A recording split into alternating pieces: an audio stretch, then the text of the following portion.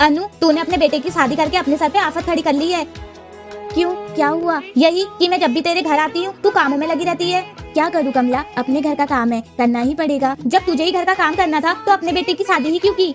अरे कमला, भोलेनाथ की कृपा से मेरे हाथ पैर अभी चल रहे हैं तो घर के थोड़े बहुत काम मैं कर लेती हूँ, और काम करते करते मैं और बहू गप्पे भी लड़ा लेते हैं। मैं भी खुश, बहू भी खुश।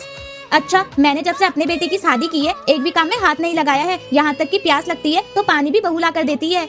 कमला, जब हमने बेटे की शादी नहीं की थी तब भी हम घर के काम करते थे ना। अब तो हमें खुश होना चाहिए, हमारा हाथ बटाने के लिए बहू आ गई है।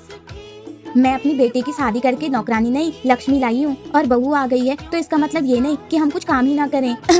तुझे तो पता है मेरी तबीयत खराब ही रहती है। कमला, एक बात बोलूं, खाना पीना तभी पचेगा जब हाथ पैर चलाएगी। बैठे बैठे तो कोई भी बीमार हो जाता है।